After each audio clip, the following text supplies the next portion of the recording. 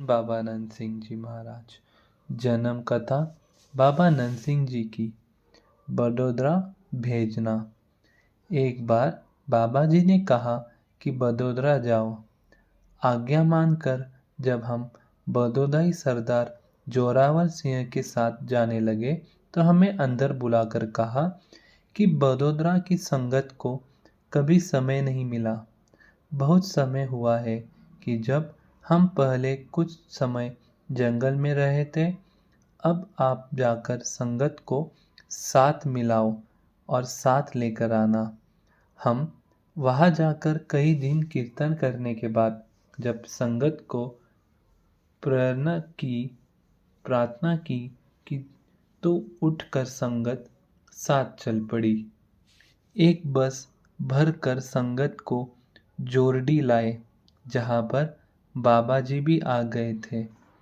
मुझे अंदर तो काफ़ी शाबाशी दी, पर बाहर संगत के सामने कड़ी डांट पिलाई, क्योंकि शाबाशी के साथ मुझे अहंकार हो गया था।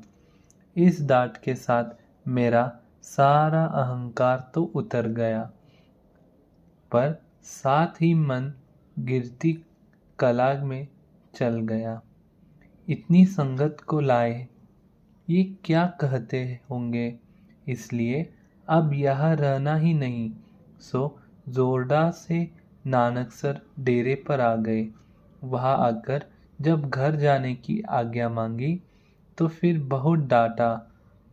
बड़ौदा सरदार के सामने बाबा जी ज्यों ज्यों डांटते और हम मन में गांठ बांधते रहे कि अब यह नहीं आना। बाहर निकलकर सलाह की कि अब कहाँ जाए। मन ने कहा कि अब किस महापुरुष के पास जाए, पर अंदर से मन डावाडोल बाहर आया तो तुरंत चल पड़े अमृतसर के लिए। वहाँ भाई साहब के पास गए। वहाँ विनती की कि हमारी बाह पकड़ो, हम बहुत डोल गए हैं। आगे उन्होंने कहा कि शेर तो अपनी मार कर खाता है। उसी से ही हमारे मन का कांटा बदल गया। सोचा कि यह भी नहीं आना। फिर बाबा जी के पास आ गए।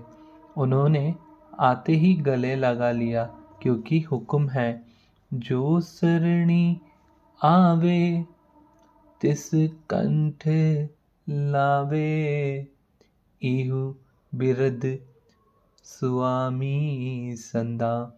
कलेरा की बात है कि हम परिवार सहित ठहरे हुए थे। शाम के दीवान में जब कीर्तन करने लगे तो बाबा जी ने पूछा, कभी किसी का विवाह करवाया है? जी बहुत करवाया है। आपका अपना हुआ है? सुनकर सोच में पड़ गए। बच्चे मेरे साथ बैठे हैं। बाबा जी को भी पता है।